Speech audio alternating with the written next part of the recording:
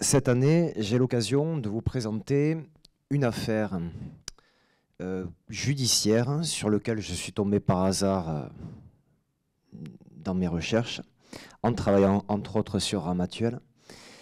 Et une affaire assez originale, puisque sur les 4000 affaires judiciaires sur lesquelles j'ai travaillé, c'est celle qui comptait le plus grand nombre de personnes interrogées. Il y en avait 63 en l'occurrence. C'est-à-dire qu'on a vraiment une masse d'archives assez conséquente. Et ce qui m'a porté à m'intéresser donc à cette affaire du placard. Alors le placard, c'est tout simplement un synonyme d'affiche. On connaît l'histoire du placard. En 1534, le fameux placard affiché sur la porte du roi François Ier, qui allait annoncer les futures guerres de religion entre catholiques et protestants.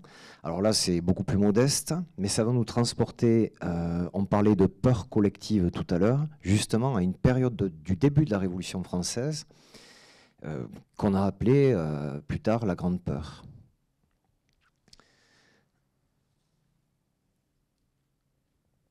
Alors que s'est-il passé ? Le 23 août 1789, donc on est au début de la Révolution française, un placard, une affiche que je vais vous montrer juste après, a été affiché à côté de l'entrée, pas directement sur la porte, à côté de l'entrée de l'église de Ramatuelle. Alors voici le placard en question, c'est assez exceptionnel, il a été conservé justement grâce à l'instruction judiciaire l'année suivante, en 1790, par une juridiction un peu particulière qui n'est pas la justice seigneuriale qui existait dans ce village, la justice seigneuriale de Ramatuelle, mais qui était la prévôté de Provence. Alors la prévôté de Provence, c'est un tribunal c'est l'émanation judiciaire de la maréchaussée. La maréchaussée, c'est l'ancêtre direct de la gendarmerie. Alors, la particularité de ce tribunal d'ailleurs, c'est qu'elle permet d'instruire rapidement une affaire sans possibilité de faire appel. Alors, quelle est cette affiche qui va nous intéresser aujourd'hui? Alors, je vais le lire intégralement. Avis aux habitants de Ramatuelle. Alors, je vais un tout petit peu moderniser certaines tournures de phrases pour être un peu plus compréhensible. Messieurs, je viens d'apprendre ici à Aix que vous avez un nommé Lati, valet de monsieur Désiré d'Audibert, c'est le seigneur de Ramatuelle, qui vient d'écrire en cette ville d'exécrables lettres contre tout le public.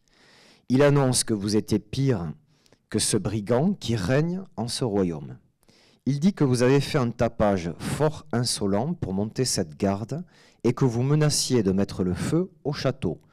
Le château de Ramatuelle étant une assez vaste demeure située en plein cœur du village. Et que vous alliez tous à la chasse, et celui qui n'avait pas de fusil, essayez d'en avoir un. Il a cité l'un et l'autre qui auraient dit telle ou telle chose contre monsieur et madame, les seigneurs de Ramatuelle, pour le faire détruire s'il le peut. Je vous en dirai bien davantage, mais je n'ai pas le temps. Mais je suis fort surpris, messieurs, que vous entreteniez un si barbare, perfide, hypocrite, qui a mérité d'être pendu. Vous voyez, c'est pas très amène vis-à-vis de Honoré Lati. Je vous en dirai le motif. Article 1er. Évadeur de prison de son endroit pour avoir volé des olives et bien autre chose. Deuxièmement, trahi son père pour l'avoir mis à demander son pain de porte à porte jusqu'à sa mort. Troisièmement, voleur des mulets chargés de verre s'évidant à Nice. Quatrièmement, supposeur en faux. Cinquièmement, nier l'argent de l'un et de l'autre. Sixièmement, ruiner son prochain s'il peut le faire. Septièmement, moitié la cause des gens qui sont morts innocents ici à Aix en prison.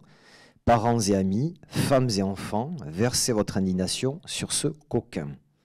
Huitièmement, sentinelle des portes ou sous les fenêtres pour entendre le discours du public, pour rapporter non la vérité de ce qu'on dit, ou de ce qui est dit, mais encore toutes sortes de mensonges ou menteries dans le texte.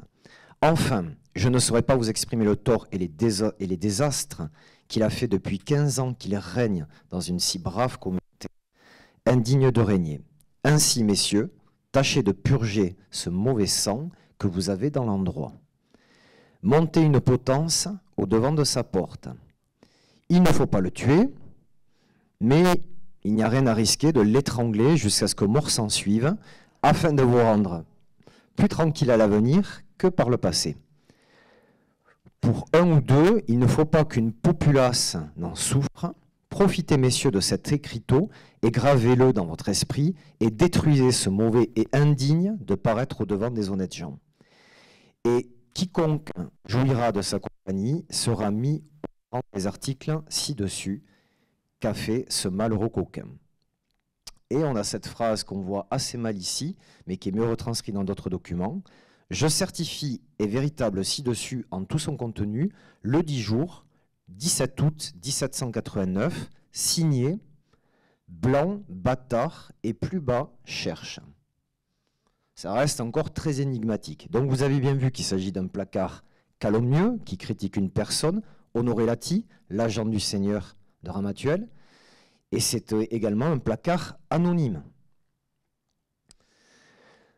Alors, ça va nous intéresser. Ce placard est intéressant à court terme. On va travailler sur deux temporalités. Premièrement, à court terme, qu'est-ce que ce placard nous révèle des tensions sociales qui agitent ce village au début de la Révolution? Mais pour en comprendre le sens, et c'était tout mon travail d'enquête rétrospective, essayer de comprendre le sens de ce placard. Vous avez vu qu'il y a beaucoup de choses qui sont assez énigmatiques, qui demandent à être vérifiées, qui n'ont pas toujours pu l'être, qui sont parfois, qui s'appuient sur des réalités exagérées, peut-être également des choses exagérées, voire des mensonges. Donc on va s'intéresser à un temps court, le temps des semaines qui précèdent l'affichage de ce placard, placardé d'ailleurs le dimanche 23 août, jour de la messe, pour qu'il soit visible par tous, et également un temps un peu plus long, pour essayer de mieux comprendre le sens profond de cette critique.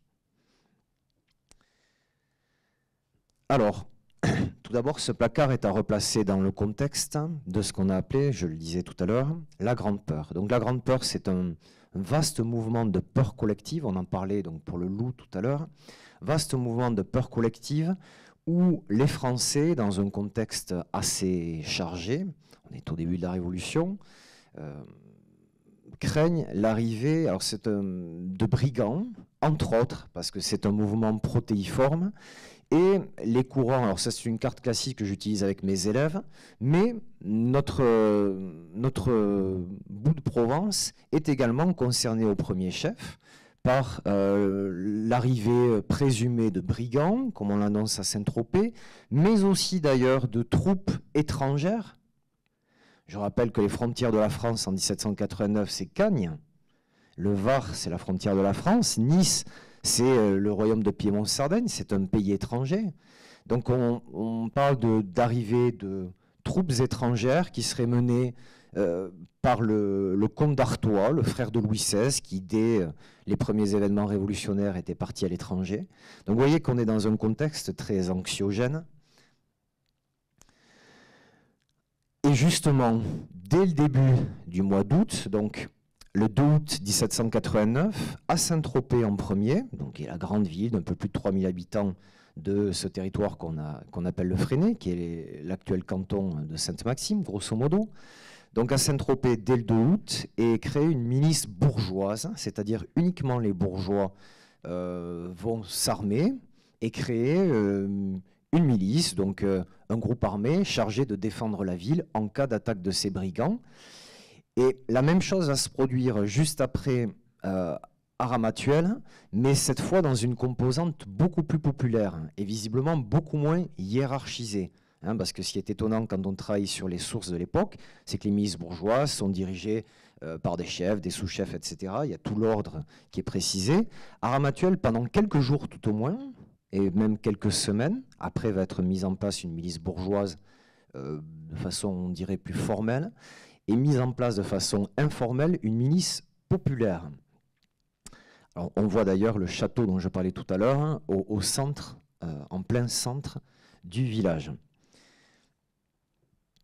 Alors, le 15 août 1789, le comte de Caraman, que vous voyez ici, qui est un ami personnel de Marie-Antoinette, le comte de Caraman, qui est le chef militaire de la Provence, adresse une lettre aux autorités municipales de Ramatuelle, dans lequel il exhorte les habitants à aller discuter avec le seigneur. Alors le seigneur n'habite pas là depuis 1786, il habite Paris, Paris même.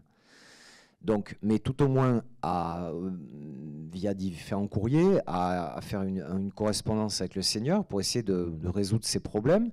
Et il parle d'une fermentation qui aurait eu lieu quelques jours plus tôt. Bon, si le comte de Caraman écrit à Ramatuelle, c'est qu'il a été avisé, d'une façon ou d'une autre. Alors, qui l'a avisé? Effectivement, les soupçons vont vite se tourner vers une personne. À juste titre ou pas d'ailleurs. Alors nous sommes dans un contexte très particulier puisque le même jour où le placard est affiché, en plus de ces mouvements de peur collective, de crainte de l'arrivée imminente de brigands, on a des problèmes de ravitaillement, des problèmes aigus. Le jour même, le conseil de la communauté de Ramatuelle annonce qu'il va manquer du blé pour se nourrir et malheureusement on ne peut pas compter sur Saint-Tropez puisque Saint-Tropez a la même difficulté. Saint-Tropez, qui je rappelle, est un port, un des principaux ports français de la Méditerranée à cette période, d'ailleurs.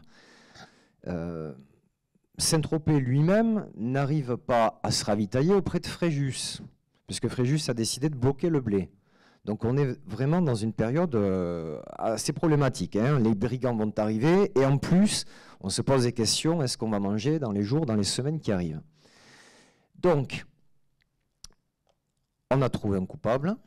Il est d'ailleurs tout à fait possible que ce soit lui, puisque Honoré Lati est le représentant local du Seigneur, c'est l'agent du Seigneur, donc c'est peut-être lui effectivement qui a averti le comte de Caraman, mais rien ne permet non plus, rien ne permet de l'affirmer ni de l'infirmer, mais c'est plausible.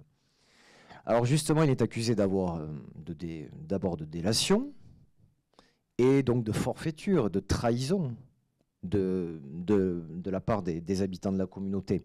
Alors justement, dans le placard, il est indiqué, il est dit que vous avez fait un tapage fort insolent pour monter cette garde et que vous menaciez de mettre le feu au château. Donc ce qui est intéressant, c'est de montrer que dès que cette milice populaire est constituée à Ramatuelle, d'ailleurs les armes, on va les chercher à l'hôtel de ville de Ramatuelle, de façon forcée.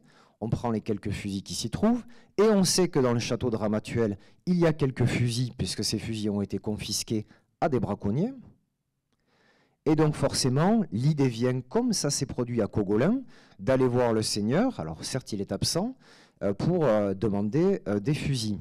Donc vous voyez que de suite ce mouvement, il est ouvertement, ce qui n'est pas le cas dans tous les villages de France, dirigé à l'encontre du seigneur. On a des villages de France où pendant la Grande Peur, il y a une union justement de la population et des seigneurs pour essayer de se protéger face à l'arrivée des brigands. Mais ce n'est pas le cas à Ramatuelle. Hein. Et alors justement, cet Honoré Lati, dont on voit ici la signature, est accusé d'être un délateur, hein, sentinelle des portes, pour entendre le discours du public et rapporter non pas des éléments véridiques, mais donc ce qui est considéré comme des mensonges. Alors effectivement, on craint, les Ramatuellois craignent une intervention armée, éventuellement du comte de Caraman. Alors ça, c'est à court terme. Dans une perspective plus longue, il y a des éléments très intéressants. Alors justement, quand j'ai découvert ces archives, j'avais travaillé sur les archives de la justice seigneuriale de Ramatuelle depuis 1773, donc j'avais une vue un peu plus longue. Et justement, ça correspond à peu près à la période où Honoré Lati est arrivé à Ramatuelle. Alors, tout d'abord, si on regarde, alors dans le placard, il est indiqué que tous les habitants vont à la chasse, que celui qui n'avait pas de fusil essayait d'en avoir. Est-ce que ça s'appuie sur des réalités que l'on peut observer dans les archives? Alors oui, partiellement. Partiellement, puisque déjà les archives sont partielles. Il est fait référence à certains procès dont les archives ont disparu. Et j'ai retrouvé entre 1751 et 1991, donc grosso modo la quarantaine d'années qui précèdent l'affichage de ce placard, 9 procédures judiciaires qui sont engagées devant la justice locale contre des personnes qui portent des armes, qui s'apprêtent à chasser, ou carrément qui sont surpris en train de chasser.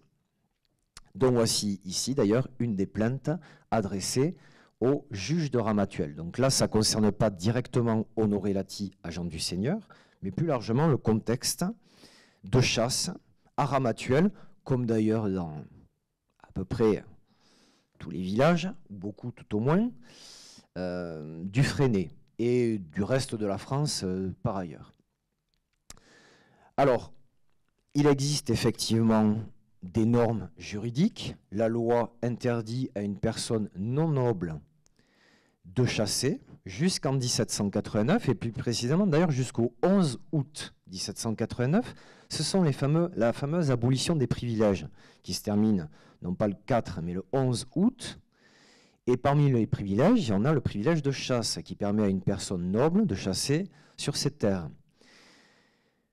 Bon, la loi dit que ce privilège est supprimé et elle a même un effet rétroactif, ce qui est assez rare d'ailleurs dans les lois. Elle a un effet rétroactif, ça veut dire donc que si des personnes ont été surprises en train de chasser précédemment, on leur a confisqué leurs armes et ces armes ont été entreposées, gardées par les autorités.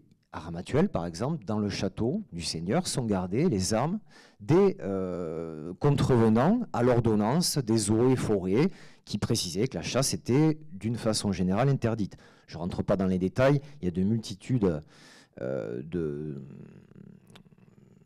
contextes locaux un petit peu différents. Alors par exemple, j'ai trouvé justement, ça nous intéresse directement, puisque ça s'est passé ici même, place des Lys. En 1766, j'ai trouvé une affaire de braconnage. Donc des sangliers sont braconnés pour montrer que c'était qu'il y avait des normes, certes juridiques, qui interdisaient la chasse, mais aussi des normes sociales où des gens pratiquent la chasse et le braconnage.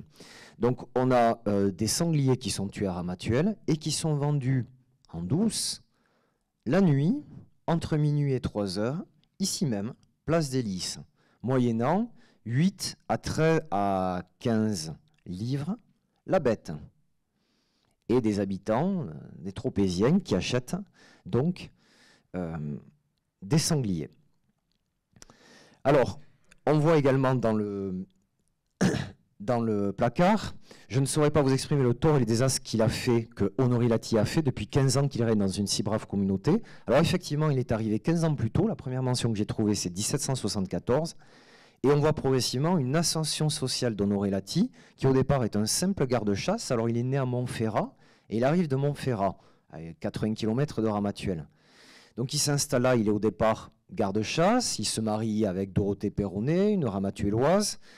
Progressivement, on parle de ménager, et puis à partir de 1776, homme d'affaires du Seigneur, donc celui chargé, notamment, entre autres, de récolter divers impôts, ce qui permet pas toujours d'avoir la plus grande popularité, hein, comme vous imaginez. Et à partir de 1783, il a le statut de négociant dans les textes, ce qui montre que c'est un marchand enrichi, et ce qui montre donc une progressive ascension sociale qui est relativement mal vue à l'époque. Est-ce que ça a changé d'ailleurs?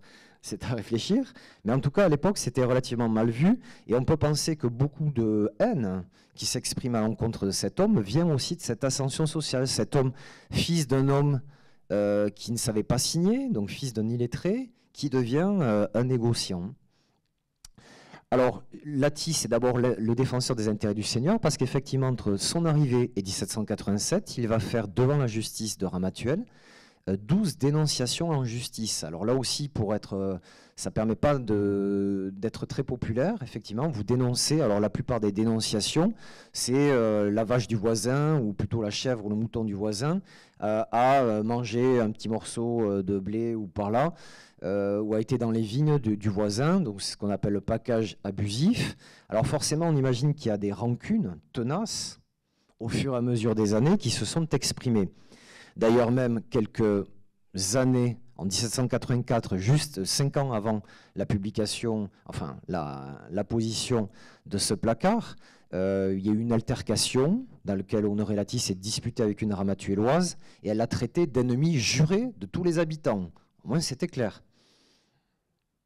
Et elle a invité d'ailleurs à finir, qu'il allait finir comme un ancien garde-chasse, c'est-à-dire mort, donc avec des menaces de mort accompagné. Alors justement, et je finirai avec ceci, dans le placard il est indiqué, il est pour moitié la cause de gens qui sont morts innocents à Aix. Alors là aussi, on retourne bien des années en arrière.